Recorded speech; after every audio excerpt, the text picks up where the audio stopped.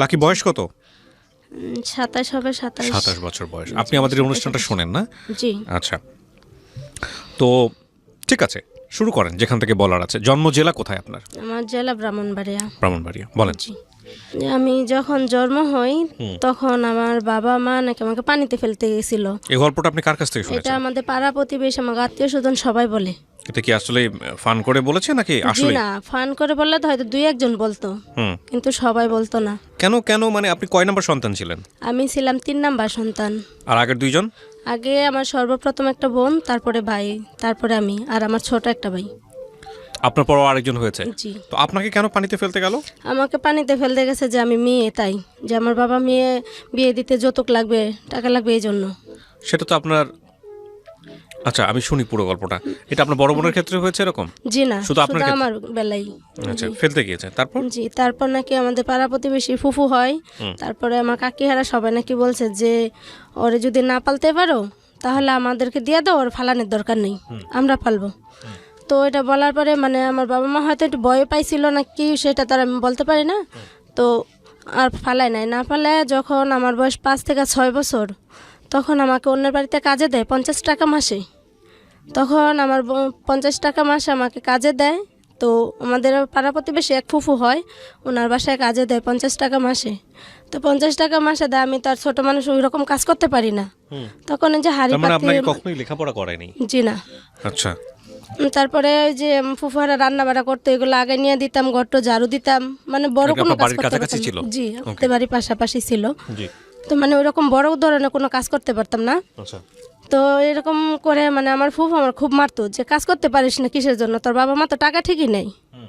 তো মারতো, তো মারলে যদি যে আমার বাবারে মারে বলতাম যে আম্মা আব্বা মারে না, হেরা মারে, বলতো কি মায়ের খেয়ে থাকতে পারলে থাকো, না ফালতে পারলে যেদিকে মন সেদিকে যাও গা, ও, মানে এটা বলতো আমার বাবা মা। তো এটা বলার পরে তো আপনার বড় বোন কি বাড়িতে থাকতো? জি, আমার বড় বোন বাড়িতেই থাকতো, শুধু আপনাকে কাজে শুধু দিয়েছিল? আমাকে কাজে দিছে, ওদেরকে আপনার বাবা কি লেখাপড়া করতো? করাইছে। আমার বাবা গৃহস্থী কাজ করতো। তারপর? তারপরে ওইখান থেকে আরেকজনে আবার বললো কি ওইখানে প্রায় বছর 1.5 বছর করলাম। করার পরে যখন মানে একটু কাজটা ভালো শিখছি আর একটু মানে এখন থেকে একটু বেশি করতে পারি, তখন আরেকজন আবার বললো কি যে আমি ওরে 200 টাকা মাসে দেবো, ওরা আমার ঘরে দিয়ে দাও। তখন আমার বাবা মা দেখছে এখানে দেয় 50 টাকা, ওইখানে দেয় 200 টাকা, তাহলে 50 লাভ বেশি, আবার ওই ঘরে দিয়ে দিল। ওই ঘরে দেওয়ার পরে তো ওই ঘরে যে কাজ টাজ করি, ঘর মুছতে দেয়, কাপড় ধুতে দেয়, তখন আমি তার কাপড় খাসতে পারি না। তখন হয়তো আমার 7 বছর 7.5 বছর এরকম হবে। তো কাপড় খাসতে পারি না, ঘর যেমন মুছি, বা তারপরে ওনারা তো হাঁড়ি পাতিল ভাত তরকারি রান্না করলে এগুলো আমাকে ঘরে নিতে দেয়। তো ঘরে নিতে দেয়, একদিন দুধ দিছে নিয়ে যেতে, তো আমি পাছার খেয়ে পড়ে গেছি। পড়া যাওয়ার পরে দুধ পুরা মানে আমার শরীরে পড়ছে, আর একটু পাতিলে ছিল। তো পাতিলে থাকার কারণে ওই মহিলা আমার বললো কি যা বাচ্চা তো কাজ করে পারিস না, তে তোর বাবা মারা তো টাকার লোভ কিসের জন্য, যে টাকার জন্য তোর বাপ মা তোরা কাজে দিছে, আমার ঘরে কাজ করলে তারপর টাকা দিম। এ বললে উনি আবার কি করলো, দুধ পাতিলে যেটা ছিল ওইটা আবার আমার হাতে, এই যে হাতে মানে এই দিক দিয়ে আবার ডাইলা দিছে, ওইটা আবার হাতে পড়ছিল গরম দুধ? ওটার পরে গরম দুধ, তো এটা পুরো একদম সাথে সাথে ঠসা উঠে গেছে।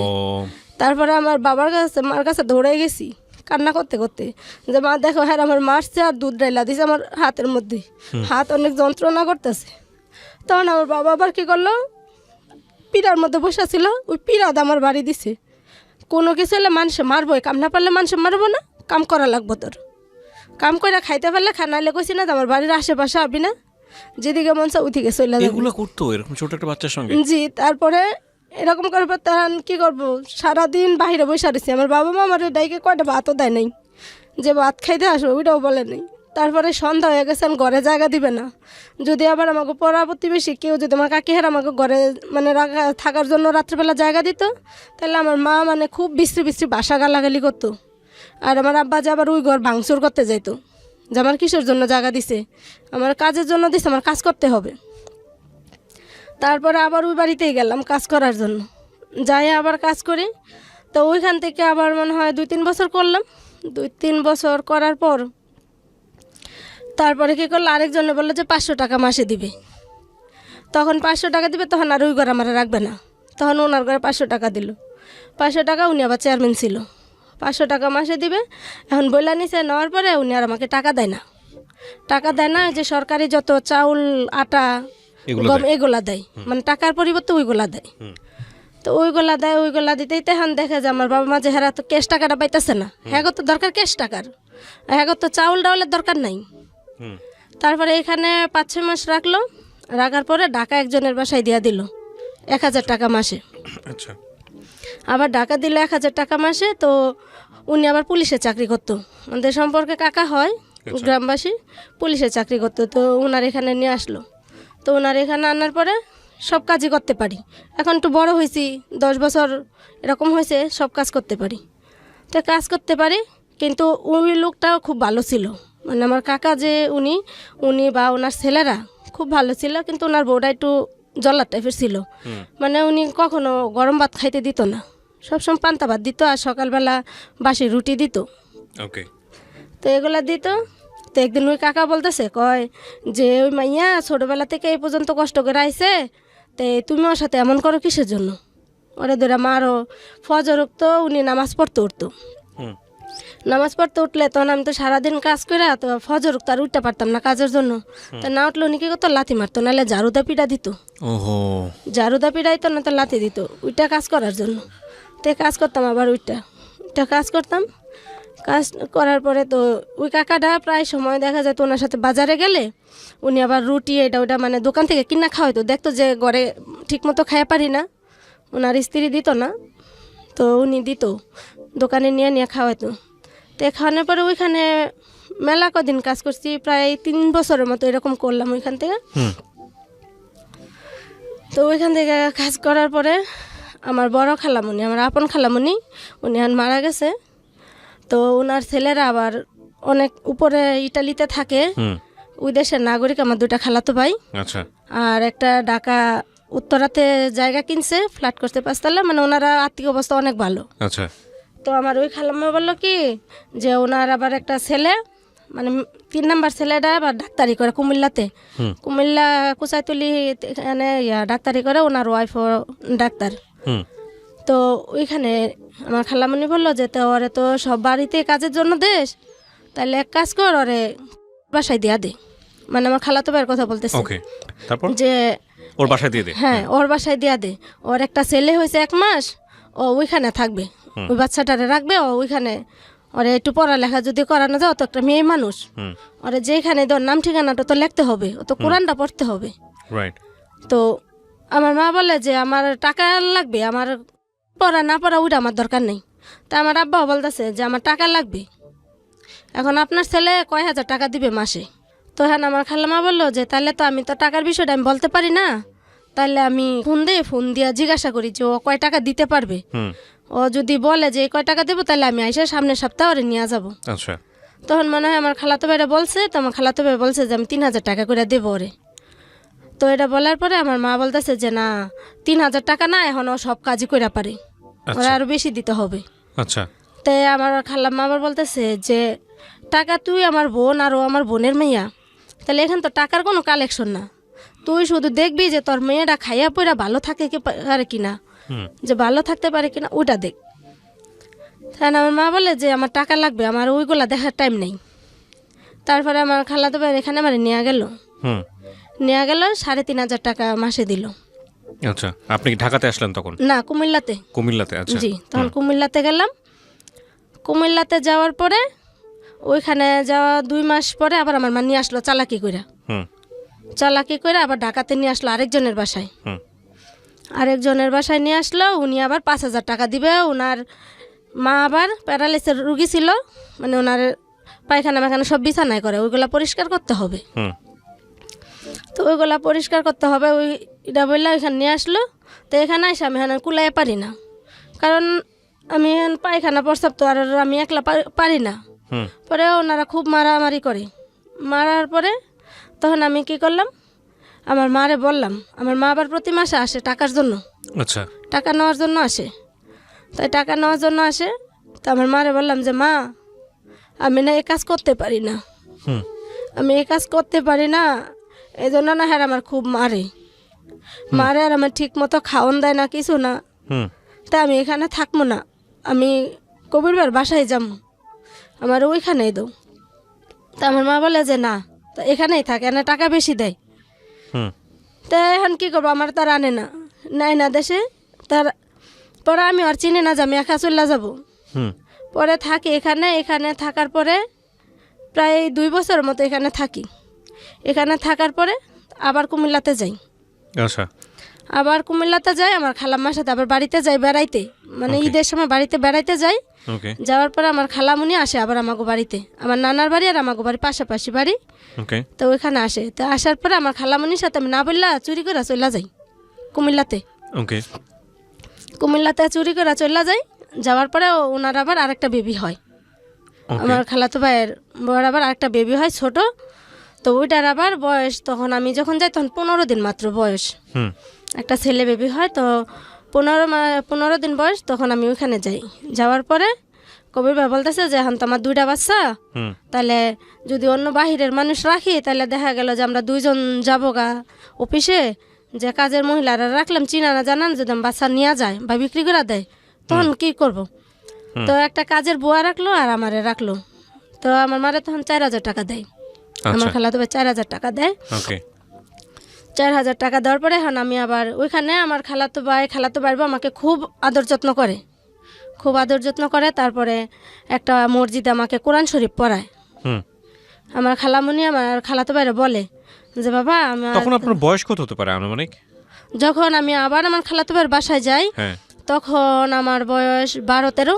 12-13 ওকে জি। হুম তখন যাই, তখন আমার খালামুনি আমার খালাতো ভাইরা বলে যে ওরা একটু কোরআন পড়াও, ও বাংলা না পড়ুক, ও কোরআনটা যেন শিখে, কারণ ও আচ্ছা। তো মেয়ে মানুষ, ও মরতে হবে, ছেলে হোক মেয়ে হোক মরতে হবে, কিন্তু ওর তো এই দুনিয়ার কোনো কিছু না থাকলে ওই দুনিয়া যেন ওর জবাব দিতে পারে। হুম ওরা আমার খালামুনি হার আবার খুবই মানে হাজি বংশ ছিল, নামাজ রোজা পর্দা খুবই করতো বড় খালামুনিরা। হুম তো বললো যে ওরা একটু কোরআন অন্তত কোরআনটা শিখাও, আর ঘরের মধ্যে ওর নামটা সিগনেচারটা শিখাইও। হুম তো আমার খালাতো ভাই বলছে ঠিক আছে। তে আমার খালাতো ভাই আর ভাবি আবার আমারও খুবই যত্ন করতো, মানে আমারে খুব মানে এত পরিমাণের যত্ন করতো যে কোনো দিন আমি কারোর কাছ থেকে পাইনি, আচ্ছা মানে সব দিক দিয়ে খাওয়ানে পরনে সব দিক দিয়ে। আমার ভাবি যখন অফিস থেকে আসতো সব সময় আমার জন্য হয়তো 2টা সিঙ্গারা নয়তো 2টা সমোসা, বা আমার ভাইয়া আসলে নিয়ে আসতো, হুম বা যে কোনো একটা ফল টল আনলে সব সময় আমার হাতে দিত, বলতো তুমি আগে খাও, তুমি খাওয়ার পরে যা থাকবে তখন আমরা খাবো। ওকে কিন্তু আমার ভাইয়া ভাবি কখনো আমার কাজের মেয়ে পরিচয় দেয় নাই। সব সময় যখন আমি বাবুর আবার দুধ খাওয়াতে নিয়ে যাইতাম আমার ভাবির কাছে, সকাল 10টা বাজে, যদি 2টা পর্যন্ত ডিউটি হইতো তাহলে সকাল 10টা বাজে নিয়ে যাইতাম, আর যদি 2টার থেকে ডিউটি আবার রাতের 8টা পর্যন্ত হইতো তাহলে 5টার দিকে নিয়ে যাইতাম। ওকে তাই নিয়ে যাওয়ার পর ওইখানে সবাই জিজ্ঞাসা করতো যে নয়নে কে, তখন আমার ভাবি সবসময় বলতো যে এটা আমার ছোটো ননদ, আচ্ছা আমার ছোটো ননদ বলতো। তো ওখানে কাজ করলাম, ওইখানে কাজ করার পরে ওইখানে প্রায় 4-5 বছর করছি ওখানে। 4-5 বছর করার পরে তো আমার এই খালা টাকাটা চলে যেত আপনার পরিবারে, রাইট? জি, ওকে এই টাকা প্রতি মাসে আমার মা এসে নিয়ে যেত, আচ্ছা মানে আমার মা মাস শেষ হইতে না হইতে আমার মা এসে হাজির হয়ে যেত টাকার জন্য, আচ্ছা টাকার জন্য আসতো, তো টাকা দিয়ে দিত। তো একদিন আমার খালামণি খুবই অসুস্থ হয়ে যায়। মানে আপন খালা? জি, আমার আপন খালা। তো আমার খালামণি খুবই অসুস্থ হয়ে যায়। তো আমার খালামণি তো দেশে থাকে আর আমরা ওইখানে কুমিল্লাতে ভাইয়ের সাথে থাকি। তো আমার খালামণি যখন অসুস্থ হয়ে যায় তখন খালামণির আবার কুমিল্লা ট্রিটমেন্ট করার জন্য নিয়ে যায় আমার খালাতো ভাই আর ভাবি, নিয়ে যাওয়ার পরে ওনার আবার ক্যান্সার ধরা পড়ে। ওহো তাই ক্যান্সার ধরা পড়ার পরে এখন মানে উনি ওই রকম একবারে বেশি অসুস্থ না, আবার একদম সুস্থও না, হুম মোটামুটি আছে। তখন মেডিকেলে ভর্তি করালো, তখন আমি আবার আমার খালামণিরা যায় সেবা করি, মানে ওনারে যতটুকু হেল্প করার দরকার ওইটুকু করে মাথাটাতে আশ্রয় দেই বা গোসলটা করাই দেই। তো আমার খালামণি মানে আমার প্রতি খুবই সন্তুষ্ট ছিল। তো সন্তুষ্ট হয়ে আমার খালাতো ভাইরে বলে যে বড় খালাতো ভাইরে বলে যে এটা ইটালির নাগরিক, ওইটারে বলে যে বাবা ওর তো কোনো গতি নাই, কারণ ওর তো যে অবস্থা ওর কোনো দিকেই নাই, ওর বাপ মা যে ওরে বিয়ে দিবে বা কিছু ওটা দেখতেছি না। তো বাবা এক কাজ করিস, আমি তোর কাছে কোনো কিছু চাওয়ার নাই, যদি আমার আরেকটা মেয়ে থাকতো বা তোর আরেকটা বোন থাকতো, আমার খালাতো বোন আবার 2টা আর আমার খালাতো ভাই 4টা। তো আমার খালামণি বললো যে তোর যদি আরেকটা বোন থাকতো তাহলে ওইটারও তো তোরা দেখতি, তাহলে এখন মনে করবি যে ও তোর বোন, মানে বিয়েটা দিয়ে দে। হ্যাঁ, ওর বিয়ের খরচা আছে, এটা তোরা দিবি। তোরা ওরা দেখে শুন না ভালো জায়গায় একটা বিয়ে দিস, যেন স্বামী সংসার সুন্দর মতো কইরা খাইয়া পারে, যেন যেন ভাতের কষ্টটা না করে। আচ্ছা, এরা বললো আমার খালামণি, আমার খালাতো বাইরারে, যে ও যেন ভাতের। আমরা যেখানটায় ছিলাম তারপর তো এটা বলার পরে তো আমার খালাতো ভাইরা বললো যে মা তুমি টেনশন করে না, ওর বিয়ের যা খরচা লাগে ওইটা আমি দিব। আমার যেটা বাহিরে থাকে খালাতো ভাই, ওরা বললো যে ওর বিয়ের খরচা যা লাগে ওইটা আমি দেবো। তখন আমার মারে আবার আমার খালামণি আবার ফোন দিয়ে নিছে, নেওয়ার পরে আমার মারে কইলো কি যে তুই ওরে নিয়ে টেনশন করিস না, আর এক কাজ কর, তুই এখন ওর টাকাটা নিস না, ওর টাকাটা এখানে থাকুক, জমক কয়টা টাকা, ওর যখন তোরা ভালো দেখে একটা বিয়ে শাদি দেখ, একটা ছেলে দেখ, যদি ভালো হয় সব দিক দা, ছেলেটা তোর শিক্ষিত না হোক, তোর যদি গৃহস্থী থাকে ভালো মতো খাইতে পারে 3 বেলা, ওই রকম একটা ছেলে দেখা ওরে বিয়ে দিস। টাকা পয়সা যা লাগে আমার ছেলেরাই দিবে। আচ্ছা, এখন আমার মা তো লোভে পড়ে গেছে যে টাকা পয়সা দিয়া দিবে। এখন আমার মা কি করলো, আমার মা মনে হয় এসে আমার বাপের সাথে বুঝলো যে এখন ওর বিয়ে দিলে টাকা পয়সা দিবে। তখন কি করলো, আমাদের পাশের গ্রামেই আমার বিয়ে ঠিক করে লাইলো, মানে আমারে নিয়ে গেল বাড়ি থেকে। আমার খালামণি বলার মানে 15 দিন পরে, আমার খালামণি বলার 1 সপ্তাহ পরে আমার খালামণি আবার মারা যায়। 1 সপ্তাহ পরে হঠাৎ করে মারা যায়। মারা যাওয়ার পরে তো আমার খালামণির 5 দিনের খাওয়ান করলো, অনুষ্ঠান করলো দেশে। খাওয়ান করার পরে আমার মা বলতেছে কি আমার খালাতো বাড়ি যে ওরে তো বিয়ে দেবো, একটা সম্বন্ধ দেখছি, এখন ওরে দেখতে আসবে, তো ওর আজকে নিয়ে যায়, যদি ওর পছন্দ হয় তাহলে এখন আমরা বিয়ে ঠিক করব, আর যদি না হয় তাহলে আবার তোমার বাসা আমি নিয়ে আসবো। ওকে। তো আমার খালাতো ভাই বলছে ঠিক আছে তাহলে নিয়ে যান ওরে। নিয়ে আসলো, বাড়িতে আসলাম সন্ধ্যার সময়, মাগরিবের আজান দেয়, বাড়িতে আসলাম। মাগরিবের আজানের পর পর ওরা 4-5 জন লোক আসলো। আচ্ছা, 4-5 জন লোক আসলো। আসার পরে আমার মা ওদের সাথে কি কথাবার্তা মনে হয় তো আগেই বইলা ফেলছে, যে ওই যে টাকার লোভে বইলা ফেলছে। তো কথাবার্তা বলে 4-5 জন লোক আসলো। আসার পরে এই দেখাতে বিয়ে ঠিক হয়ে গেল। বিয়ে ঠিক হয়ে গেল যে তাদের ছেলে কি করে? ছেলে কিছুই করে না, গৃহস্থী। যে গৃহস্থীও করে না ছেলে, মানে মাটি কাটে। ছেলে ছিল বাদেম্মা, মানে একদিন কাজ করলে 4 দিন করতো না। আচ্ছা, তো ওরা আবার চাহিদা ছিল কি 1 লাখ টাকা লাগবে ওদের। আচ্ছা, মানে যৌতুক। জি, যৌতুক 1 লাখ টাকা, আর হইলো 8 আনা স্বর্ণ লাগবে। আচ্ছা, তখন আমার মা আমার খালাতো বেহারারে বলল যে এরকম এরকম, আবার ওরা 1 লাখ টাকা লাগবে আর আধা বুড়ি স্বর্ণ চাই ওরা। হ্যাঁ, তো আমার মার আমার খালাতো বেহারা জিজ্ঞাসা করলো যে 1 লাখ টাকা চাই, তাহলে ছেলে কি করে? হ্যাঁ, আমার মা বললো কি যে ছেলের অনেক গৃহস্থী আছে, অনেক ক্ষেত্রে তার জমি জমা আছে। এটা আপনার মা বলছে? হ্যাঁ, যে অনেক জমি জমা আছে, ও কষ্ট করবে না, অত এতদিন বেড়ে কষ্ট করে আসছে, এখন এই করে গেলে আর কষ্ট করবো না। এ বলছে। তো আমার খালাতো বেড়া তো ভাবছে যে সত্যই, কিন্তু কেউ ওরা দাওয়াত দেয় নাই, কারোর আসতে বলে নাই। তা আমার মা বলে কি যে আমি এখন যদি তোরা কয় টাকা দিবি, ওর বিয়ে তো এখানে 1 লাখ টাকা লাগবে আর আধা বুড়ি স্বর্ণ চাইছে, তখন তোরা কত টাকা দিবি? তাই আমার খালাতো ভাই বললো কি যে 1 লাখ টাকা যদি যৌতুক হয় তাহলে আমি তোমার ঘরে আমরা 4 ভাই মিললে 1.5 লাখ টাকা দিব। আচ্ছা, 1.5 লাখ টাকা আমি দিয়ে দেবো। আর আমরা যে খালাতো ভাইয়ের বাসায় কাজ করছি, ওনার শাশুড়ির আবার একটা মেয়ে ছিল, মানে আমার ওই ভাবি একজনই ছিল, আর একটা ছেলে ছিল। তার ছেলেটাও ডাক্তার, মেয়েও ডাক্তার, মানে ভাবিও ডাক্তার, তার ভাইও ডাক্তার। তো আমার ওই ভাবির মা বাবা আবার সরকারি চাকরি করতো। তো ওনারা আবার বললো কি যে কানের দুলটা আমরা দিয়ে দিব। আচ্ছা, যে যত আয়সা আমার 2টা নাতি পালছে, ও আবার আমার বিয়ানের এত সেবা যত্ন করছে, আমার মাইয়া সংসারের কাজটা সব কিছু দেখে রাখতেছে, ওরা আমরা কানের দুলটা আমরা দেবো। তো এটা বললো। তো আমার খালাতো ভাই 1.5 লাখ টাকা দিতে চাইলো, এই কারণে যে 1 লাখ টাকা যৌতুক দিবে আর 50,000 টাকা খরচাপাতি করবে আচ্ছা, এটার জন্য। তো আমার খালাতো ভাই আবার ওনার শাশুড়ি কানের দুল, আর আমার খালাতো ভাই আবার টাকা নিয়ে আসলো। আমার খালাতো ভাই টাকা নিয়ে আসলো আমার বিয়ের দিন নিয়ে আসলো, কারণ আমার মা তো ওদেরকে বলে নাই যে তোমরা থাকবা ওর বিয়ের সময়, ওই রকম কোনো দাওয়াত দেয় নাই। ওকে। তো দেয় নাই। তো ওনারা আমার বিয়ের দিন টাকা নিয়ে আসছে। টাকা নিয়ে আসার পরে ওইখান থেকে 10-12 জন লোক আসলো। আইসা আমাদের বাড়ির আমার মামা হেরা কয়জন থাকলো, থাইকে আমার বিয়ে দিল। দেওয়ার পরে এখানে আমার কিছুই দেয় না, শুধু 3-4টা হাঁড়ি পাতিল আর একটু ল্যাপ তুষক, মানে হয়তো 15-20 হাজার টাকা হাইস্ট হইলে এইটুকুই। তারপরে আমার খালাতো ভাইয়ের বউ আবার ওই যে কানের দুল দিয়া দিল, আটানা দিয়া। ওই কানের দুল নিয়ে আসলো। তো নিয়ে আসার পরে আবার আমাদের বাড়ির ওই যে যাদের এখানে কাজ করছিলাম চেয়ারম্যান, উনি আবার ওই যে টাকা দিত না, ওই যে বললাম যে সরকারি চাউল ডাল এদিকে দিত, তো উনি আবার বললো কি যে আমি একটা চেন দিব ওরে, আচ্ছা যে ওরে আমি একটা চেন দিব। তো উনি আবার আমাকে একটা চেন দিল। আচ্ছা উনি আবার চেন দিল, আটানা দিয়া না কটুক দিয়ে, ওইটা আমি সঠিক বলতে পারি না, আটানা না পাঁচানা ছিল। হ্যাঁ তো উনি আবার একটা চেন দিল, দেওয়ার পরে তো আমার মা থেকে ওনারা যৌতুক চাইলো, যে যৌতুকের টাকা অর্ধেক নাকি দেওয়ার কথা ছিল, যে যেদিন মেয়ে নিবে ওই দিন ওনারা 50,000 টাকা দিবে, আর 15 দিন পর আর 50,000 টাকা দিবে। ওকে এটা নাকি আমার মার সাথে ফাইনাল কথা ছিল। তো ওনারা এগুলো আমার দিয়ে দিল বিয়ের দিন। এখন বিয়ের দিন তো চলে গেছে ওইখানে। এখন ওই বাড়িতে যাইয়া দেখি যে ঘরে এরকম অবস্থা যে একটা মানুষের ভালো মানুষকে কখনো এরকম হতে পারে না। হুম পরে এ দেখা পরে আমার খালাতো ভাই আবার ইচ্ছা করেই গেল ওইখানে, সাথে ইচ্ছা করেই গেল আচ্ছা যে আমি যাবো ওর সাথে, দেখি ওর শ্বশুর বাড়ি কোন জায়গায়, আচ্ছা কি রকম ঘর।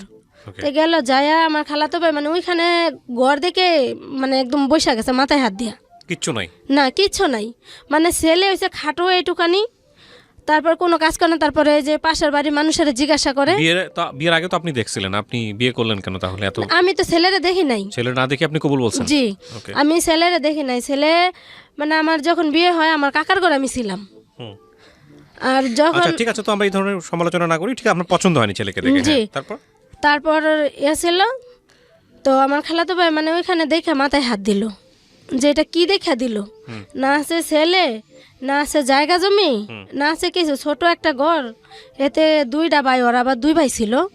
তো ওইখানে নাকি ওদের জায়গা ছিল 2 শতক, 2 ভাইয়ের 2 শতক জায়গা। তো এক ভাই এক জায়গায় ঘর বানছে, আর ছোট একটা ঘর, এটা ওর বাপের নাকি ওই ওই সময়ের ঘর, ওর বাপে থাকতে ওই সময়ের ঘর, ভাঙ্গা চূড়া ঘর। তো তার ইনকামও করে না আর ইয়েও করে না। আর ওর মা কি করে, আবার এই যে মুদ্দার মরে না, ওই যে দেশ গ্রামে মুদ্দার মারা গেলে চাউল টাউল দেয়, ওইগুলো আনে, আবার মানুষের থেকে চাইয়া চাইয়া আনে, আয়া আইনা ছেলে আর মা ছেলে খায়। ওহো, বাবা বেঁচে নাই? না, ওর আবার বাবা ছিল না। আচ্ছা, আর বড় ভাই আলাদা ছিল। মা কেন ইয়ে করলো আমি বুঝলাম যে এরকম দিছে কিসের জন্য, যে ওইখানে দিলে যৌতুকের টাকাটা হেরাতে দিবে না আমার মা। সে টাকাটা তো আপনার ইয়েরাই দিয়ে, প্রথম কথা হচ্ছে যৌতুক। আচ্ছা ঠিক আছে, যেখানে নেসেসিটি নোজ নো ল, সেটা তো আপনার মামারাই দিয়ে দিচ্ছে। তারপর যে এটা ওনারা দিতেছে, আমার মামার আমার খালাতো ভাই হেরা তো দিতেছে আমার সুখের জন্য, কিন্তু আমার মা তো ওই টাকাটা দিবে না। আমার মার কথা হলো যে এই টাকাটা হেরে রেখা দিবে, উনি দিবে না ওই টাকাটা। টাকাটা তো ওরা না আমার মার হাতে দিছে। ওকে, তো ওই টাকাটা দিল না, না দেওয়ার পরে তো আমার খালাতো ভাই আর কিছু কইলো না, ওইখানে চুপ করে থাকলো। থাকার পরে আইসা পড়লো, তো ওইখানে আমি থাকলাম। এখন আমি কান্দি যে বাপের বাড়ি তো এরকম সারা জীবন কষ্ট করে আসলাম, এখন খালাতো ভাইরা টাকা দিল, তাও বাবা মা একটা ভালো ছেলে দেখে, ভালো 2 বেলা 2 মুঠ ভাত খাইতে পারবো ওই রকম দেখে একটা বিয়ে দিল না। তো ওই রকমভাবে কান্দি। তো আমার খালাতো ভাই আমার বলে, তুই কান্দিস না, টেনশন করিস না, আল্লাহ ভরসা, একটা যদি ওই টাকা দিলে 1 লাখ টাকা দিলে দরকার হলে একটা দোকানপাট দিয়া ওরকম ব্যবসা করে খাইব, আর যদি আর কিছু বড় লাগে দরকার হলে আমি বইরা দিম টাকা। তো ওরা বললো। তো বলার পরে যাক ওইখানে থাকলাম। পরের দিন আবার আমাদের বাড়ি আসলাম। পরের দিন আসার পরে তো আমার খালাতো ভাই আবার আমার মারে জিজ্ঞাসা করে, খালা তুমি জ্বরে বিয়া দিলা, কি দেখে দিলা? তখন আমার মা বলে কি, আমার তো ওই ঘর দেখায় না, অন্য বাড়ি দেখাইছে, খুব বংশং শুরু করছে। তো আমার খালাতো ভাই বলে, থাক, ওর কপালে যেটা আছে, ও যেটা হওয়ার ওইটা হয়েছে, তাহলে এখন এক কাজ করো, আমি যখন টাকাটা আমরা যখন দিছি ওই টাকাটা এমনিতে দিও না, এমনিতে না দিয়া, তাহলে ওই টাকাটা দেওয়ার একটা দোকানপাট নিয়ে দিলে ও একটা ব্যবসা বাণিজ্য করে খাইব, ও অন্তত ফাঁকে 2 বেলা ডাইল ভাত খাইয়া পারবো। তো এটা বলার পরে তো আমার খালাতো ভাইয়ের সাথে আমার মা সেই ঝগড়া, কেন বললো এই কথা, তোরা উস্কানি দিতেছিস মাইয়ারে, এ করস, তোরা টাকা দিছিস দিকে কি উস্কানি দিবি নাকি, এটা ওইটা, ওদের সাথে ইচ্ছা মতো এত খারাপ ব্যবহার। তখন আমার খালাতো ভাই রাগ করে চলে গেল। চলে গেল যে তোমার মেয়ে, তুমি যেটা মন সেটা করো, আমাদের টাকা দেওয়ার দরকার, মারে কথা দিছি, আমরা টাকা দিয়ে দিছি, এটা বললে ওনারা চলে গেল। চলে যাওয়ার পরে এখানে আসি যাই, এখন আমার মা তার টাকা দেয় না। পরে যখন 2-3 ফিরে আসছি, আসার পরে আমার মা কী করলো, ইয়া করছে মা এক কাজ করো ও তো অভাবের সংসার কানে গলা জিনিসগুলা খুইলা থুইয়া যাও আচ্ছা জিনিসগুলা খুইলা থুইয়া যাও নাহলে হ্যাঁ গোর অভাবের সংসার বিক্রি করে খাইয়া লেব ওকে তা না আমি তো ভাবছি যে হয়তো বিক্রিও করতে পারে কারণ ওর তো কিছু নাই আবার সবাই বলতেছে যে তোমার বাবা মা কি দেখে ওর কাছে বিয়ে দিছে ও একদিন কাজ করলে 4 দিন কাজ করে না বাড়ি নাই ঘর নাই পরে বলতেছে তো আমি ভাবছি যে হয়তো আমার মা তো হয়তো এখন আগে যাই করছে এখন হয়তো আমার জন্য ভালোর জন্য এটা বলতেছে হুম তো মারা কি করলাম বিশ্বাস করে কানে গলা জিনিসটি খুইলা দিয়া গেলাম খুইলা দেওয়ার পরে এখন মা ওইগুলা বিক্রি করে ফেলছে তখন যখন 15 দিন হয়েছে তখন ওরা টাকার জন্য বলতেছে আমার বাপেরে যে আমার ঘরে টাকা দেন আপনাদের তো কথা ছিল যে বিয়ের দিনে 50,000 টাকা দিবেন তো আপনারা বলছেন যে ম্যানেজ করতে পারেন নাই 15 দিন পরে দিবেন তখন 15 দিনও গেল 1 মাস হয়ে গেল তখন টাকা দেন আমার ঘরে তখন আমার আম্মা বলতেছে কি আমার আব্বা আর আমার আম্মা যে দেখো এখন তো টাকা এরকম ম্যানেজ করে পারতাছি না ওরা তো টাকা দেওয়ার কথা ছিল কিন্তু এখন তো টাকা দিতেছে না সময় লাগবে তাই ন করতে হয়েছে অভাবের সংসার কারণ অভাবে পড়লে মানুষের যা হয় এখন আমাকে বাড়িতে নিয়ে মারধর করে টাকার জন্য তোর বাবা মা টাকা দেয় না কিসের জন্য তোরা তো আমি বিয়ে করছি টাকার জন্য ওকে তোর বিয়ে করছি টাকার জন্য তো তোর বাবা মা টাকা দিবে না কিসের জন্য তো এটা বলার পরে মারধর করে তো বাড়িতে আসি আইসে আবার আব্বা মারে বলি যে মা তোমরা টাকা পয়সা দাও না আবার আমার জিনিসগুলো রাখা দিছ এই জন্য আমার শাশুড়িও আমারে মারে আর হাজব্যান্ডও মারে তো ওদেরকে টাকা কিছু দিয়া দাও কারণ তোমার ঘরে তো টাকা হেরা দিয়াই দিছে তেন টাকাগুলো ঘরে না রেখে কিছু টাকা দিয়া দাও যেন আমারে না মারে তা আমার মা কয় কি যে না আগে আমি দেখি যেন সংসার হইব কি না তারপর টাকা দিম এখন যদি অগরে টাকা দেই তাহলে তো ওরা টাকা খাইয়া ফেলাইলে পরে যদি তুই সংসার না করে পারস তা আমাকে সংসার করে পারবো না কে বিয়া যখন দিছো তাহলে তোমার সংসার করাই লাগবে তুমি টাকা দিয়া দাও তারপরে আমি দরকার হলে কাজ করে খাবো সমস্যা নেই পরে এটা বলার পরে আমার মা টাকা দিবে না আমার মা বলে কি জামাইর পক্ষ যদি টাকা লেগে হোস তাহলে আমার বাড়ি যেন নদী পারে এ পারাবি না মানে নদীর ওই পারে আমার বিয়া দিছে আর এই পারে আমার বাপের বাড়ি বলা যে নদী পারে এই পারাবি না তখন এখন এইদিকে বাপ মারেও কইতে পারি না ওই দিক দিয়ে ওরারও কিছু বলতে পারি না পরে এমন করতে করতে 6 মাস গেল 6 মাস গেল গা টাকা দেয় না দেওয়ার পরে এমনিতে আমার বাচ্চা কনসেপ্ট করার পরে মানে ওরা তো এখন আরও টাকার জন্য আরও উইটা পড়া লাগছে আর প্রতিদিন মারধর করে পরে এমন করতে বাড়িতে আসি আবার বাড়ি থেকে আবার 2-3 দিন থাকলে আমার মা আবার করে অত্যাচার তখন আবার যাই ওই বাড়িতে এমন করতে করতে বাচ্চা 6 মাস পেটে তখন 6 মাস পেটে তখন আর কুলাই পারি না এই অবস্থা না খাওয়ারও কষ্ট করি আবার মায়েরও খাওয়া লাগে তখন কি করব পরে আবার বাড়িতে আসার পরে আমার বড় ভাই আবার চট্টগ্রামে থাকে ওনার ওয়াইফ আর উনি চট্টগ্রামে থাকে আর আমার ছোট ভাই যেটা এটা পরে আয়ে পরীক্ষা দেয় তখন পরে ইয়া করার পরে বাড়িতে আসলাম বাড়িতে আসার পরে 2 দিন থাকলাম বাড়িতে 2 দিন থাকার পরে আমার মা আমার খুব জ্বালা যন্ত্রণা দিতেছে বিয়া দিছি স্বামীর ঘর কইরা পারস নাই আল্লাহ এখন আমার ঘরে আয়া পড়ছস আল্লাহ এই বাড়ি যা নাহলে 2 চোখ যেদিকে যা সেদিকে জাগা পরে এমন করতে পরে গেলাম আমার বড় ভাইয়ের বাসায় পলাইয়া গেলাম আমার কাকির থেকে 500 টাকা নিয়া আমার কাকিরে বললাম যে কাকি আমার 500 টাকা দাও তো আমার কাকি কয় তোর 500 টাকা দিমো তাহলে তোর 500 টাকা দিলে তুই তো টাকা দিয়া পারবি না কারণ তোর বাপ মাও দিব না তোর বাপ মার কাছে যা চাইও পারবো না তাহলে তুই কি করবি তখন আমি বললাম কি যে কাকি আমার গলায় তো একটা রূপার চেন আছে আর আমার নাকফুলটা আছে এটা রাখে আমার 500 টাকা দাও আমি দরকার হইলে ঢাকা যে আমি নাহলে আমি বাইরের কাছে যে কাজ করে খাবো পরে আমার কাকিরে গলার চেনটা আর নাকফুলটা খুললা দিলাম দেওয়ার পরে আমার কাকি আমার 500 টাকা দিল 500 টাকা দিল ওই 500 টাকা নিয়ে গেলাম আমার ভাইয়ের বাসায় গেলাম সারা রাতের গাড়িতে চড়া সকালবেলা যা পৌঁছাইছি তখন আমার ভাই আবার ফলের ব্যবসা করে আমার ভাই ফলের ব্যবসা করে আমার ভাবি আবার গার্মেন্টসে জব করে পরে গেলাম, যাওয়ার পরে আমার ভাই বলতেছে তুই এই সময় কালে এখানে আইসস কি লেগা? তুমি ভাই দেখো, তোমরা তো মা যা কয় তোমরা তাই শোনো, হুম তোমরা একবারও দেখো না যাচাই করে যে সত্য মিথ্যা কোনটা। হুম মা যে ডাকো আব্বা যে ডাকো এটাই তোমরা শোনো। পরে এ কইরা পরে আমি কইতে এখন আমার এখানে তোমার এখানে আমার চাকরি দিয়া দাও, নাহলে আমার বাসার কাজ দাও, আমি কাজ করে আমি খাবো, আমি বাড়ি যাবো না। ওইখানে গেলো আর আমারে, বাড়িতে গেলে আব্বা আম্মা মারে, হুম তা আমি কি করবো? তারপর মানুষের ঘরও রাত্রেবেলা থাকতে দেয় না।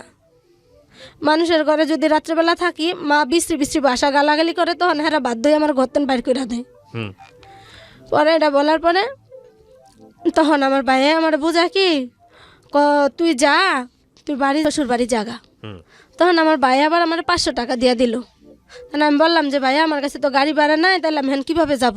হুম আমি তো কাকির কাছ থেকে আমার নাক ফোল্ডার গলা একটা রূপার চেন ছিল, এটা দিয়া তো আমি 500 টাকা নিয়ে আসছি। তখন এ বলার পরে আমার ভাইয়া কয় যে আমারও আয়া তোরা বিপদে ফালানের লেগে খালি ইয়া করস। পরে একো এসে আমার এই জ্বালা আর ভাল লাগে না এ বইলা। পরে আমার ভাইয়া জানি ভাবিরে কি বললো, বললা পরে আমার ভাইয়া 500 টাকা দিল। কিন্তু ভাইয়াও তখন বললো না যে তুই এই অবস্থার মানুষ আইসোস, আচ্ছা বাড়ি যাস 2 দিন থাক, এই কথাটা ভাইও বললো না। হুম না বলার পরে ভাইয়া 500 টাকা দিয়া দিনের বেলা গেলাম, আবার রাত্রের গাড়িতে উঠাই দিল।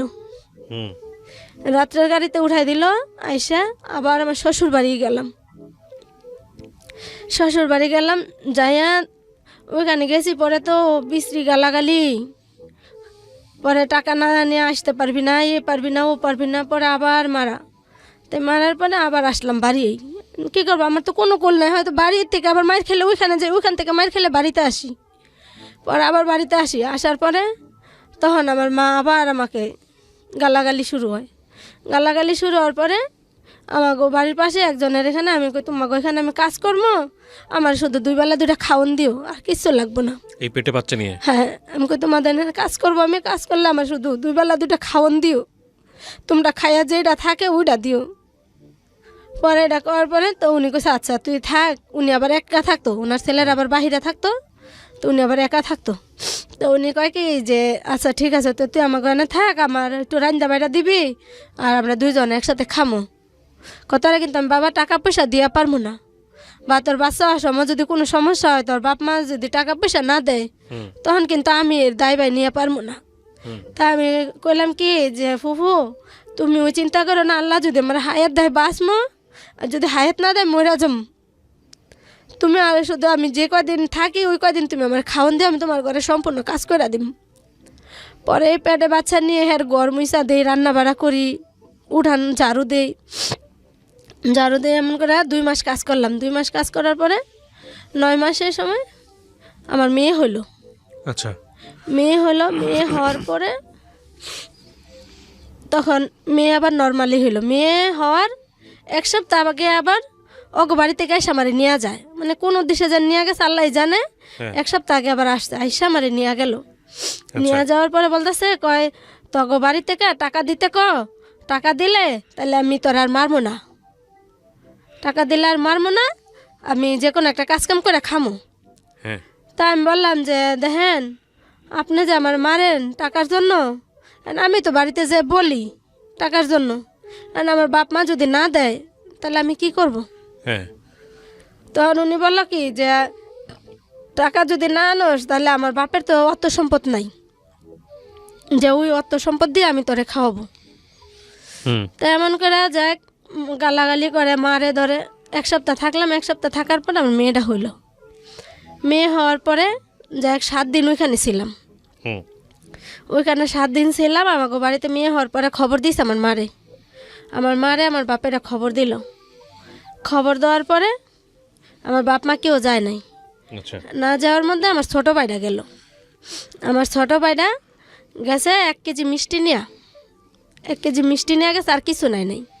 তো 1 কেজি মিষ্টি নিয়ে গেছে। 1 কেজি মিষ্টি নিয়ে যাওয়ার পরে আমার শাশুড়ি আবার কী করলো, ওই মিষ্টি আবার ঢিল মেরে বাইরে ফেলাই দিল। হুম যে আমরা 1 কেজি মিষ্টি লেগে কি আমরা কুত্তা বিলাইনি, যে 1 কেজি মিষ্টি নিয়ে আইসোস, হুম আমাকে টাকা দে, আমাকে টাকা দেয় না তোর বাপ মা, না দিলে তোর বোন বাগনি হন শুদ্ধা নিয়ে যাবি। হুম তখন আমার ভাই কী করলো, ওই 7 দিনের বাচ্চা আমারে নিয়ে আইলো। হুম 7 দিনের বাচ্চা সহ নিয়ে আসলো। নিয়ে আসার পরে তো আমার বাপে আবার কইতাছে কি থাকো কেন ও এখানে এখন থাকো কাজ কাম করে খাইবো মাইয়ালে থাকুক যৌতুক দিয়া পারবো না। এখন আমার মার নাকি আবার আরেকজনে পাইতো দেনা হুম মানে একটা স্বর্ণকার ছিল আমাগো বাজারে ওনারে নাকি বলছিল যে ওই যে আমার খালাতো বেড়া ইটালি থাকে হুম ওনারে বিদেশ পাঠাবে হুম এ বললা নাকি ওনা থেকে ভাঙ্গা ভাঙ্গা 1.5 লাখ টাকা আনছে। আচ্ছা 1.5 লাখ টাকা আনছে ওই যে আমার খালাতো বেড়া আমার যৌতুকটা টাকা দিছে ওই টাকা যখন উনি চাপ দিছে যে এখন ওনার টাকা দেয় না 4-5 বছর হয়ে গেছে তখন ওই টাকা ওনারে দিয়া দিছে ওই টাকা ওনারে দিয়া দিছে এখন তার ওই টাকা ওনারে দিয়েছে তার আমার যৌতুকের টাকা কোথেকে দিবে তো উনি আর এটা বলে না স্বীকার করে না। হুম তো ওই স্বীকার না করে তো আমার 7 দিনের বাচ্চা সহ আমার ভাই নিয়ে আসলো নিয়ে আসার পরে আমার মারে বলতাছে তোমরা যেটা মন চায় সেটা করো আমার ঘরে উড়াই দিছে আমি আইনা দিছি বাড়িতে এখন তোমরা যেটা মন চায় ওটা করো হুম এখন আমি জানি না। ওকে তখন এমন করার পরে তো আমার বাপে আমারে ঘরে রাখলো প্রায় 5-6 দিনের মতোই 5-6 দিনের মতো এরকম ছিলাম। তখন আমার বেবির বয়স না 13-14 দিন 13-14 দিন। হুম। তখন আমার মা আবার ঘরে আমার খাওয়ান দেয় না কাজ না কইরা খাইয়া পারবি না মানুষের ঘরে যা কাজ করগা কাজ করে খা তোর জন্য ঘরে সরকারি চাউল নাই। হুম তো এটা বলার পরে তাই আমি আর কিছু বললাম না। তো আমার মা কি করে ভাত খাইতে গেছি আমার মা আবার কোনে জানি গেছিল তো আবার ঘরে ভাত ছিল তো মানে এত পরিমাণে প্রচুর খিদা ছিল পেটে। তখন আমি দেখলাম ঘর থেকে বাইরে হয়ে যায় আমার মা কই যা তখন দিয়ে কোনে যেন যায় তখন দেখা তো একটা প্লেটে কয়টা ভাত নিছি তাড়াহুড়া কইরা যে কয়টা ভাত খাবো। ওই ভাতটি যখন খাইতে নিছি ভাত মানে 2 গাল ভাত মুখে দিছি তখন আমার মা চলে আসলো আইসা ঝাড়ু দিয়ে ইচ্ছা মতো আমার পিটাইলো। বাচ্চা কি তখন আপনার বাচ্চার বয়স কত? তখন বাচ্চার বয়স 13-14 দিন। আল্লাহু আকবার। তখন আমার মা ঝাড়ু দিয়ে ইচ্ছা মতো পিটাইলো পিটাইয়া আমার মা তার এখানে কাইটা গেল হুম কাইটা গেল। তখন আমার বাপে বলতাছে আরো দে আরো দে আরো দে ও কি লেগে চুরি করে খাইতে আইছে ভাত। তখন যখন এটা বললো তখন আমার কাকিয়ারা বলতেছে যে মানুষকে এরকম ঢাকাইতে হয় যে ওই মায়ের বাচ্চা হয়েছে ওই মায়ের তো হ্যান্ড প্যাডে এমনিতেই খিদা। পরে এটা বলার পরে আমার বাপে বলতেছে কি তোমাকে এত দরদ লাগলে তোমাকে ঘরে নিয়ে যাও তোমাকে ঘরে নিয়ে যাও তোমাকে ঘরে নিয়ে খাও। এ বলার পরে তখন আমার কাকি এবার কইতাছে এই তুই বাইরে আয় পড় তুই আমাকে ঘরে কাজ কর কাজ করে খা তাও তো শরীরটা একটু আরাম পাইবি। তখন আমার কাকির ঘরে কাজ করি খাই। তখন আমার বাপ মা কয় না যে যাক রাগের মাথা যেটাই কইছি তুই এখন ঘরে আয়। তখন অনেক শীত পুষ মাসের শীত। তখন আমার কাকির এখানে 2 মাস কাজ করলাম খাইলাম। এখন খাওয়ার পরে আমার চাচা তো বোনে কইতাছে তুই এক কাজ কর তুই গার্মেন্টসে আয়া পড় গার্মেন্টসে আয়। তখন আমার মারে মনে আমার কাকি কইছে যে ওরে গার্মেন্টসে পাঠাই দাও তোমরা বাচ্চাটা তোমরা পালো ও যদি যা গার্মেন্টসে চাকরি করে তাইলে ও নিজেও খাইয়ে বাইসে পারবো তোমাকেও টাকা পয়সা দিয়া পারবো।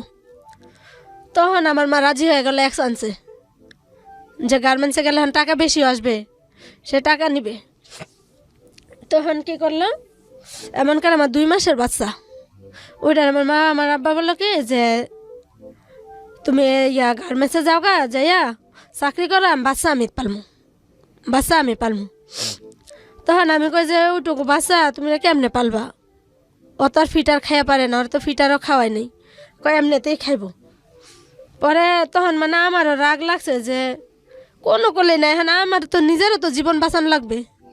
তখন বাপ মার কাছে দিয়েই গেলাম যে আচ্ছা তাহলে তোমরা রাখো তাহলে ওরে সুজি মুজি খাওয়াইয়া তে আমি যাই। পরে আমি আবার বাড়িতে আবার 4-5 দিন থেকে ওরা আবার সুজি রান্না খাওয়ায় একটু মানে সুজি খাওয়া অভ্যাস করছি। অভ্যাস করে তখন আমি আবার গার্মেন্টসে গেলাম আমার চাচাতো বোনের সাথে। গার্মেন্টসে গেলাম যে চাকরি করি এমন করতে করতে প্রায় 7-8 মাস হইল। আচ্ছা গার্মেন্টস করে 7-8 মাস হবে। তো মার সাথে ফোনে কথা বলি, বেতন পেয়ে টাকা দিয়ে দেই। তো আমার চাচাতো বোনরে শুধু আমি খাওয়ার টাকা দেই 3,000 টাকা, থাকা খাওয়া সম্পূর্ণ মিলাইয়া 3,000 টাকা দিই, তেল সাবান ওর সব কিছু। ও 3,000 টাকা নেয় আর বাকি টাকা আমারে দেয়া দেয়। তো বাড়িতে ওই পাঠায়, ওর মার কাছে টাকা পাঠায়ও, তো ওই টাকার সাথে আমার টাকা সহ আমার মারে পাঠায় দেয়। তো পাঠায় দেয়, পাঠানোর পরে তো এমন হতে এখন আমার মা যখন আমার মেয়ের 8-9 মাস বয়স হয়েছে, তখন মানে আমার মা কী করলো যে এখন ওই মেয়ে রাখবে না, এখন ওরা বাড়ি থেকে তো এখন বলতেছে যে আপনারা যৌতুক দেন, নাইলে আমরা মাইয়া কি করবেন করেন। তো বলার পরে এখন আমার মা বলতেছে আমার মেয়ের আমি ভাত খাওয়াবো না। দোষ আমি কিছুই জানি না, ওই দিক দিয়া আমি কিছুই জানি না। আমি ভাবছি হয়তো আমি এখানে রাগ করে গার্মেন্টসে যাই, চাকরি করি, এদিক দিয়ে হয়তো কয়টা টাকা গুছানো হইলে হয়তো কয়টা টাকা দিয়া বা চলে যাবো, মানে ওইটা আমার ইচ্ছা ছিল, ওইটা যে টাকা ইনকাম করলে হয়তো নয়তো ওরে আমি চট্টগ্রামে নিয়ে যাব, নিয়ে দুইজনে মিলে কাজ করব। তো এটা বলা ইয়া করার পরে তো আমার মা এদিক দিয়ে কী করলো, ওরে বললো কি যে তুমি ওরে ডিভোর্স দিয়া দাও, তুমি ওরে ডিভোর্স দিয়া দাও, কারণ তোমার তো আমরা টাকা পয়সা দেই নাই, তোমার টাকা পয়সা দেওয়া লাগবে না, ওরে ডিভোর্স দাও। তখন আমার মা হেরা নাকি ডিভোর্স দিছে। তো হেরা তখন টাকা পয়সা লাগে নাই, ডিভোর্স দেওয়া দিছে, কারণ হ্যাঁ আমি বাড়িতেও নাই, আর আমি হ্যাগোর সাথে কারোর সাথে যোগাযোগও করতে পারি না, কারণ না মোবাইল নাম্বারও নাই আমার কাছে, কোনো যোগাযোগও করতে পারি না। আমার মারে বললাম, মা বলে যে ওই নাম্বারে এখন আইনা পারবো না, মানে এমন করে খালি ঘুরায়, নাম্বার দিবে না ওরা। তো ওরা এখান থেকে ডিভোর্স দিছে। ডিভোর্স দেওয়ার পরে তো আমি কিছুই জানি না যে হারা ডিভোর্স দিছে আমারে। ডিভোর্স দেওয়ার পরে মানে 5-6 মাস পরে ওই ছেলে আবার অন্য জায়গায় বিয়ে করছে। অন্য জায়গায় বিয়ে করছে। তো আমার ছোট ভাই আমারে বলতেছে কয় মানে আপনার হাজবেন্ড না, মানে আমার ছোট ভাই বলতে আমার হাজবেন্ড অন্য জায়গায় বিয়ে করছে আমার ডিভোর্স দিয়া। ওইটাই বলতেছি, মানে আপনার হাজবেন্ড একটা বিয়ে করছে, আপনাকে নিউজটা দিছে, কিন্তু আপনি তখনো দেখেন নাই? না না না, আমি চট্টগ্রামেতেই আছি। পরে আমার ছোট ভাই আমাকে বলতেছে কয় ইয়া করছে লাকি একটা কথা। আমি কই কি? কয় তোরে তো ওইখান থেকে ডিভোর্স দিছে, তো এখন তুই আর ওইগুলা নিয়ে টেনশন করিস না, তুই চাকরি কর আর ভাত খা। তা আমি বললাম কি যে তাই আমার ডিভোর্স দিছে, তাইলে ডিভোর্সের পেপারে সিগনেচারটা দিল কি? কারণ আমি যেটুক জানি যে ওরা যদি ডিভোর্স দেয় আমার তো সিগনেচারটা আমার দিতে হবে, আমি সিগনেচার না দিলে তো ওরা ডিভোর্স হবে না। তাহলে আমি বাড়িতে চলে আসি, আইসা দেখি কি হয়, আমি ওইখানে যাব। কারণ যেখানে আমার একটা মেয়ে হয়ে গেছে, আমার একটা মেয়ে হয়েছে, এখন আমি ওইখানে যাবো, যাই ওরে বুঝাই শোনায় প্রয়োজন ওরে আমি চট্টগ্রাম নিয়ে আসবো। ও আইসা আমি দুইজনে চাকরি করবো, নাহলে ও রিক্সা চালাবো, আমি চাকরি করবো, দুইজন কর্ম করে যেমনি খাম। তখন আমার ভাই কয় কি যে না এখন সম্ভব না, তোর ডিভোর্স হয়েছে 6-7 মাস হয়ে গেছে। আমাকে 6-7 মাস হয়ে গেছে, তাহলে তুই আমার এতদিন তো জানাস নাই, মাও কয় নাই আব্বাও কয় নাই, তো এর কারণ কি? তখন কি তোরা জানা নাই হওয়ার। তখন আমার মারে আমি বললাম, আব্বারে বললাম, যাবা ওরা না ডিভোর্স দিছে, তাহলে ডিভোর্সের পেপার পাইছে না, 7-8 মাস হয়ে গেল, তাহলে এর মধ্যে আপনিও আমার কইলেন না, মাও কইল না, তাহলে ডিভোর্সের কাগজটা সিগনেচার কিরা দিছে? তা আমার বাপে কয় কি ওটা তো আমরাও জানি না, ডিভোর্সের কাগজ আসছে এই পরশু দিন, এতে দেখি যে তোমার আরও 7 মাস আগে ডিভোর্স হয়ে গেছে। তা আমি কই এটা তো কোনো দিন সম্ভব না, কারণ ডিভোর্স দিতে গেলে আপনার আরে লাগবে, আমারে লাগবে, বা ওরা যে কোনো একটা চেয়ারম্যানের মাধ্যমে দিছে, চেয়ারম্যানে তো আপনার করে জানাইছে, না জানাই তার ডিভোর্স তো সরাসরি আয়া পড়ে না। তখন আমার আব্বা কী করলো, ফোনটা কাইটা দিল, কাইটা দিয়ে এখন আমার ফোন আর ধরে না। তো ধর না পর আমার চাচা তো বোনে বুঝায়, কয় দেখ এখানে তোর যদি ডিভোর্স যদি এখন হইতো, তাহলে তুই কাগজ নিয়ে গেল, তুই কোনো কিছু করতে পারতি, কিন্তু তোর ডিভোর্স যখন 6-7 মাস হয়ে গেছে, ডিভোর্সের সিগনেচারও হয়ে গেছে, তাহলে এখানে তুই কিছু করে পারবি না, তাই এক কাজ কর, তোর কপালে যা আছে তা তো হয়েছে, তুই চাকরি কর আর মাইয়াডারে পাল, মাইয়াডারে পাইলে মানুষ কর, তারপরে আল্লাহ কপালে যা রাখছে তা হবেই। পরে এটা বলার পরে তো চাকরি করার যখন মেয়েটার 18 মাস বয়স, তখন মেয়েটারে আবার চাপ সৃষ্টি করলো কি যে মেয়েটারে তোমার নিতে হবে, মেয়ে নিয়ে যাও, তোমার মেয়ে আমরা পালতে পারবো না, এই কথা যখন বলছে, তখন এখন তো বিপদে পড়ছে যে মেয়ে না নিলে আমরা কেস মামলা করবো, মেয়ে ডিভোর্স দেওয়া হয়েছে, মেয়েরা কিছু করি নাই, কিন্তু তোমরা যদি ওইটা না করো তাহলে আমি কেস মামলা করবো। ওকে, তো এটা বলার পরে ওরা ভয়েতে কী করছে, মেয়ে নিয়ে যাবে। আর মেয়ে নিয়ে যাবে, এখন বলতেছে যে মেয়ে নিতে গেলে টাকা দিয়ে নিয়ে যাও। তো ওরা বলছে যে কয় হাজার টাকা লাগবে, তখন বললো যে 13,000 টাকা লাগবে। তাও আমি জানি না যে ওরা মেয়ে ওইখানে 13,000 টাকা দিয়ে স্টামের মধ্যে সিগনেচার দিয়ে মেয়ে দিয়ে দিছে এটা ওইখানে। আপনার মা দিয়ে দিয়েছে? আমার মা বাবা দিয়ে দিছে, অথচ আমার জানাই নাই। 13,000 টাকা ওদের থেকে নেওয়া, মেয়ে দেওয়া শেষ, হুম, ওইখান থেকে নেওয়া শেষ। তখন আমি একদিন ফোন দিয়ে বলি যে মা একটু কাকুলিরে দাও দিন ফোনটা, ও মানে একটু মা মা ডাকতে পারে, একটু হাহু করে কথা বলতে পারে। তো আমি বলে মা একটু কাকুলিরে দাও দিন, কয় না ও নাই, ও নাই। তো এরকম বলার পরে তো এরকম করতে করতে করতে পরে শুনি কি যে ওরে দিয়া দিছে। আমার কাকি আবার একদিন বলে আমারে, হুম, আমার ভাইও বলে না, আমার বাবা মাও বলে না, হুম, আমার কাকি বলে যে তোমার মেয়েরে তো দিয়া দিছে 13,000 টাকা, দেন তোমার মেয়ের উপরে তোমার কোনো আর দায়িত্ব নাই, তোমার কোনো অধিকার নাই। হুম। আমি কই কি কও কাকি?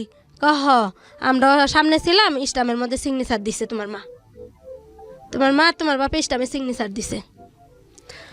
হুম। তখন এটা বলার পরে আমার মনে হলো কি স্যার, যে মনে হয় যে পৃথিবীতে বাইসা থাকা থেকে মরে যাও অনেক ভালো, যে আমার ডিভোর্সও হয়ে গেল, বাচ্চাও বিক্রি করে দিয়ে দিল, তো এখানে আমার বাইসা থাকাতে মরে যাওয়াই ভালো।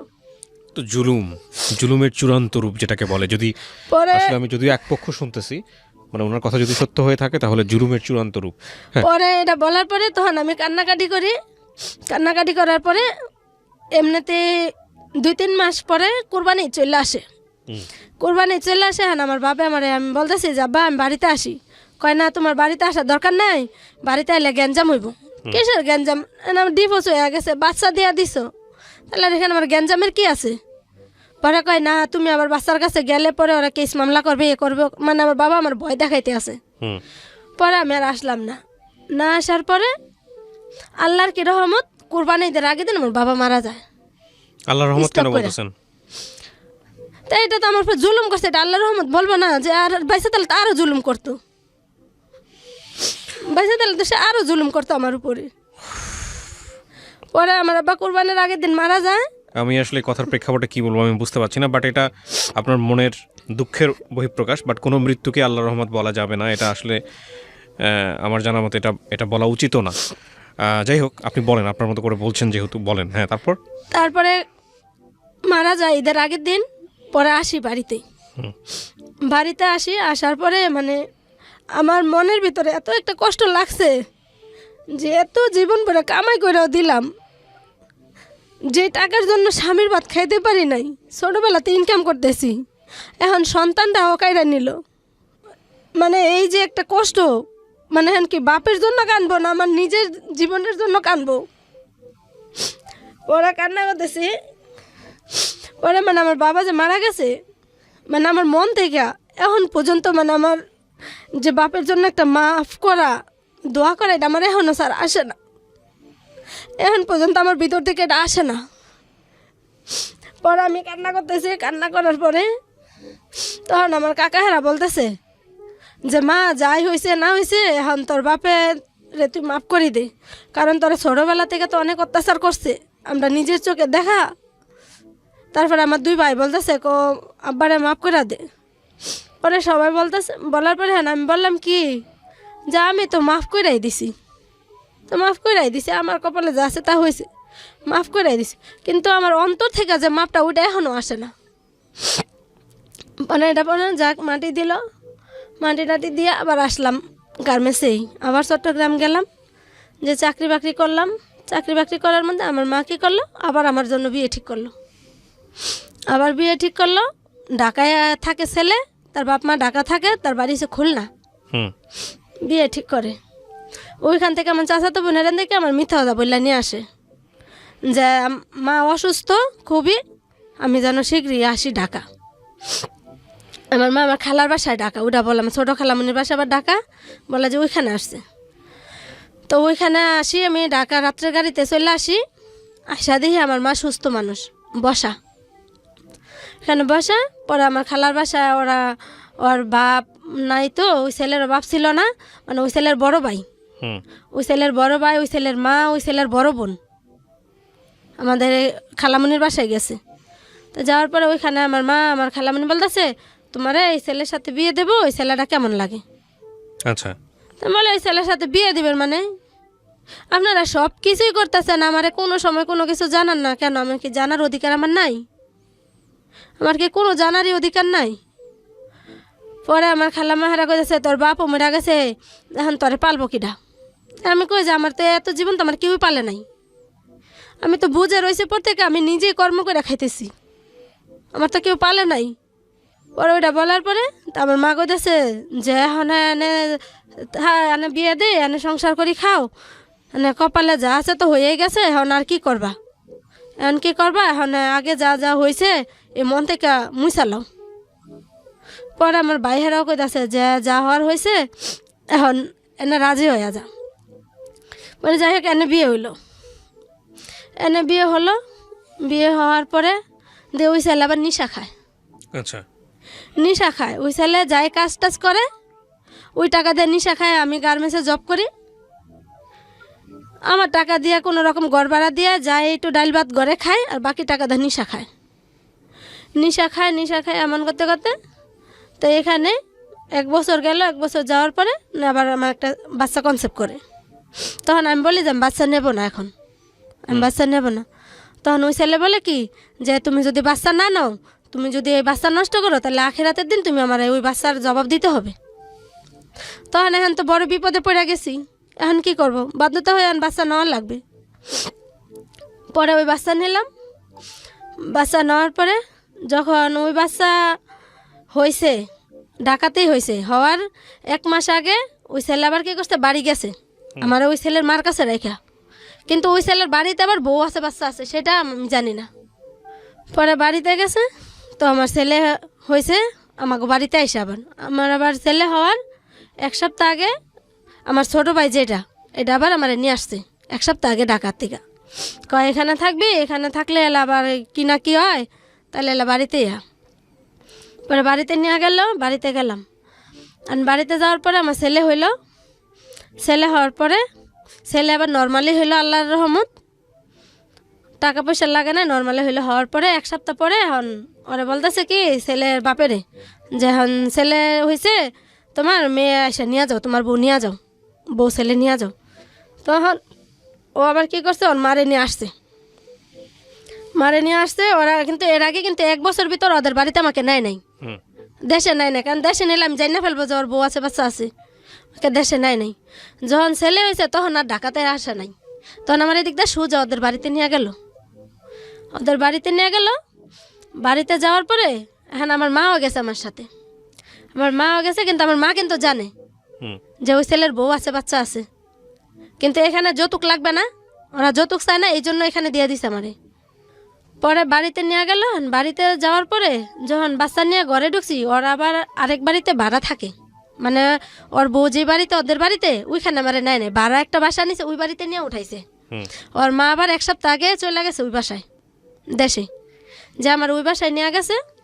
নেওয়ার পরে এখন আমি যখন বসছি, বসার পরে মানে সবাই তো শুনছে যে অমুকের বউ আসছে। পরে এখন সবাই আসছে, আইসে এক মেয়ে আমার বলতেছে কি ভাবি তুমি কি জানো না যে ভাইয়ার যে আগে বউ আছে, একটা ছেলে আছে? তখন আমি বলি কি বলেন, ওর কিসের বউ আছে, বাচ্চা আছে? আমি 1 বছর হয়ে গেল আমি সংসার করলাম, তো শুনি নাই। পরে এটা বলার পরে আমার শাশুড়ির আমি জিজ্ঞাসা করি যে মা আপনার ছেলে নাকি আগে বউ আছে, একটা ছেলে আছে? তখন কই আমার তো এতদিন বলেন নাই। তোমার মা আর তোমার বাইরে সব জানে, তোমার মা তোমার বাইরে সবাই জানে, তোমার কইতে না করছে লেগে আমরা কই নি। তখন আর কি করব? পরে এখন তার এখানে আর আমার কিচ্ছু বলার নাই। পরে ওই ছেলে পরের দিন ওই ছেলের বউ আসছে, বড় বউ আসছে, বড় বউ আসছে ওই ছেলে নিয়ে। ওই ছেলে নিয়ে আসার পরে ওই মেয়ে বলতেছে, কেন অত প্রায় প্রায় আসতো, আবার বাড়িতেও আসতো। তখন আমার বলতো কি যে দেশে যাই আমার ভালো লাগে না, বাড়ি থেকে একটু ঘুরে আসি, ওইটা বললেও মানে দেশে আসতো। তখন আমি ভাবতাম যে হয়তো দেশের জন্য টান থাকতেই পারে, দেশে আসতো।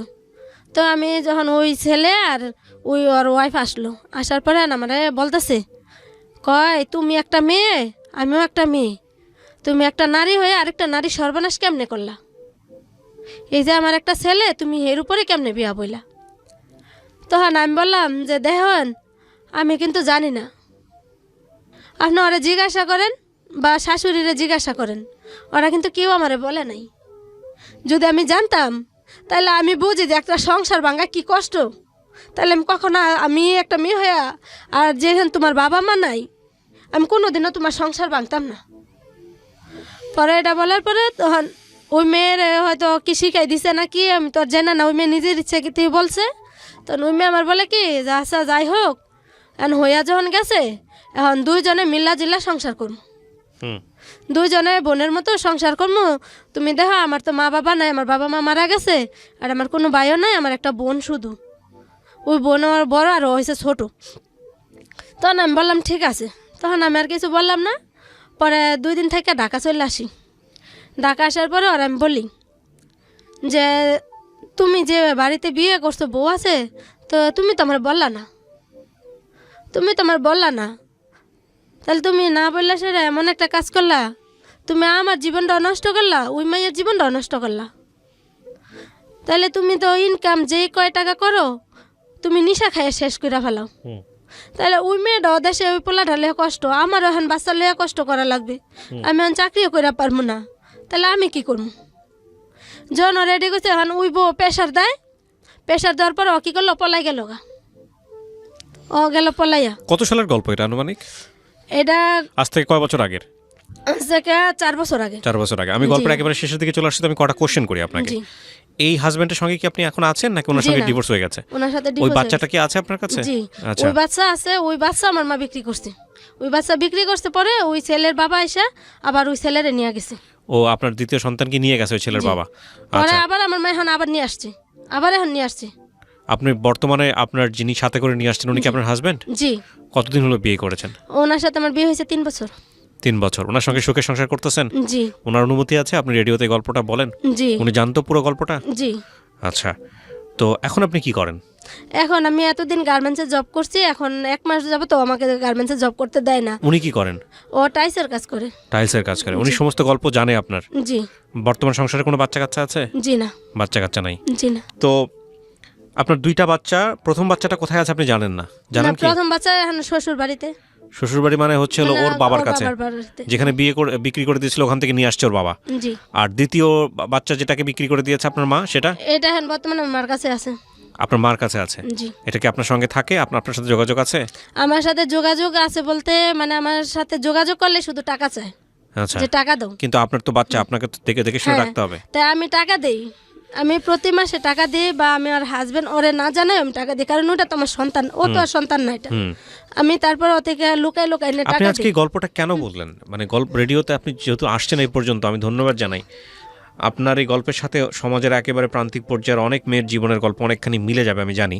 আপনি কেন বললেন আজকে রেডিওতে এই গল্প? আমি এই গল্পটা এই জন্যই বললাম যে আমি একটা মেয়ে হওয়ার কারণে আমার বাবা মা আমাকে একটু অবহেলা করে এই পর্যন্ত আনলো, কারণ আমি একটা মেয়ে। কারণ আমার মতো এরকম যেন কোনো বাবা মা কোনো মেয়ে হলে এরকম অবহেলা না করে, কারণ একটা মেয়ে সেও একটা মানুষ। কারণ আমার জায়গা থেকে আমি বলি, কিন্তু আল্লাহর কাছে আমি হাজার হাজার শুকরিয়া আদায় করি, আমার জীবনে এত কিছুর পরেও কিন্তু আমি কোনোদিন খারাপ পথে যাই নাই। এই জন্য আমি প্রত্যেকটা মা বোনরে বলি যে না, আমার মতো এরকম কষ্ট কোনো মেয়েরা না দেয়, আর মেয়েরা যদি এরকম কষ্ট পায় আমার মতো যেন কর্ম করে খায়। এটা খুবই দুঃখজনক প্রিয় দর্শক এবং শ্রোতা। আপনারা হয়তো যারা একেবারেই গ্রাম অঞ্চলে বড় হয়েছেন, খুবই দরিদ্র পরিবার সম্পর্কে যারা জানেন কিংবা যারা শোনেন, তারা হয়তো এই গল্পটাকে অনেকখানি রিলেট করতে পারবেন। এটা যেহেতু এই অনুষ্ঠানের সবচেয়ে বড় সীমাবদ্ধতা হচ্ছে এটা একপাক্ষিক বলা। এই একপাক্ষিক বলার জায়গাটি সবসময় অসম্পূর্ণ। এখানে যদি ওনার বাবা মা সবাইকে যদি মুখোমুখি করা যেত তাহলে হয়তো গল্পটা অন্যদিকে মোড় নিত। তবে এটা ঠিক, যেই রূঢ় বাস্তবতা এখানে উঠে এসছে, সেই রূঢ় বাস্তবতা বা এর চাইতেও কঠিনতম সময়, এর চাইতেও কঠিনতম বাস্তবতাকে আমাদের সমাজে মেয়েদেরকে ফেস করতে হয়। আমরা যতই বলি যে নারী উন্নয়ন হচ্ছে, এই প্রান্তিক পর্যায়ের মানুষদের যেই সামাজিকতা বা একটা কন্যা সন্তান জন্ম হলে তার প্রতি যে দৃষ্টিভঙ্গিটা জন্মে যায়, সেটার পেছনে অনেকখানি সামাজিক কাঠামো দায়ী। কারণ দেখেন, যদি এই বাচ্চাটা জন্মগ্রহণ করার সঙ্গে সঙ্গে বাবাকে যদি ভাবতে না হইতো যে আমার এই মেয়েটাকে বড় করে আমাকে বিয়ে দিতে অনেক টাকা লাগবে, বা এই মেয়েটা আমার জন্য কিছুই দিবে না সংসারে, এই মেয়েটা একটা বোঝা, এবং এই মেয়ে মানেই হলো আমাদের মনে আছে কিনা, আমাদের এখানে আমাদের অনেক বড় একজন মডেল এসেছিলেন, তিনি তার বাবাকে কোট করে একটা কথা বলেছিলেন যে আমার বাবা একটা কথা বলেছিল, সেই কথাটা আমার জীবন ঘুরিয়ে দেয়, মেয়ে মানেই লস প্রজেক্ট। তো এই যে বিষয়গুলা, এই বিষয়গুলা কিন্তু আমাদের সমাজের রন্ধ্রে রন্ধ্রে এই বিষয়গুলো আছে। অথচ দেখেন, আপনি ধর্মের কথাও যদি যান, ছেলেদের ক্ষেত্রে আল্লাহ এরকম কোনো সুযোগই দেয়নি যে আপনার ছেলের সন্তান আসছে মানে হচ্ছে আল্লাহ আপনাকে জান্নাত দিয়ে দিবেন। মেয়েদের ক্ষেত্রে এরকম বলা হয়েছে যে আপনার যদি কন্যা সন্তান থাকে, 3টা কন্যা সন্তান, 1টা 2টা না, 3টার কথা দেখেন, 3টা যদি থাকে এবং 3টাকে যদি আপনি অন রিলিজিয়াস ওয়ে আপনি যদি সুন্দরভাবে তাদেরকে বড় করতে পারেন এবং সৎপাত্রস্থ করেন, আপনি জান্নাতি। শুধু 3টার জায়গায় না, আপনি 2টার জায়গা হলেও আল্লাহ এই ওয়াদা দিয়েছে এবং 1টার জায়গা হলেও ওয়াদা দিয়েছে। তার মানে কী পরিমাণ সম্মান তাদেরকে দেওয়া হয়েছে। অথচ, এবং আপনারা দেখবেন যে আমরা ছোটোবেলায় যখন আমরা ধর্মকেন্দ্রিক বই পড়তাম, তখন এই আরব বা মধ্যপ্রাচ্যের যেটাকে যুগ, সেই যুগটাকে বলা হতো আইএমএ জাহিলিয়া যুগ, এবং সেখানে কন্যা সন্তানদেরকে জীবন্ত পুঁতে ফেলা হতো, এবং সেই যুগটাতেই জন্মগ্রহণ করেছিলেন আমাদের প্রিয় নবী। এবং আপনি ধর্মের বাইরে গিয়েও যদি চিন্তা করেন, আপনি বিভিন্ন সভ্যতার দিকে যদি তাকান, সেখানেও কিন্তু এই যে নারীদেরকে নিয়ে নারীদেরকে অপমান করা, বিভিন্নভাবে যুগে যুগে তাদেরকে ব্যবহার করা, এই বিষয়গুলো আসলে সত্যিকার অর্থে মানুষের যে মানবিক মর্যাদা, সেটা বিভিন্ন স্তরের জায়গা থেকে হোক, একবারে গ্রাম অঞ্চলে হোক, মধ্যবিত্ত পর্যায়ে হোক বা উচ্চবিত্ত পর্যায়ে হোক, যেখানেই হোক না কেন, এই মানবিক মর্যাদার জায়গাতে আমাদের চরম একটা ঘাটতি আছে। উন্নতি হচ্ছে, ডেফিনেটলি হচ্ছে, অর্থনৈতিক উন্নতি চোখে পড়ে বটে, কিন্তু এই যে মানবিক উন্নতি, মনোজগতের যে উন্নতি, সেই জায়গাটা একটা অনেক বড় কাজ করা দরকার, এবং সেখানে আমাদের চরম ঘাটতি রয়েছে। কন্যা সন্তান মানে বোঝা নয়, কন্যা সন্তান হচ্ছে আল্লাহর আশীর্বাদ, এবং সেটাকে আরও বেশি বেশি করে সুযোগ দিয়ে তাদেরকে আরও সামনের দিকে দিতে হবে। এটা হচ্ছে আমাদের জায়গা থেকে দায়িত্ব।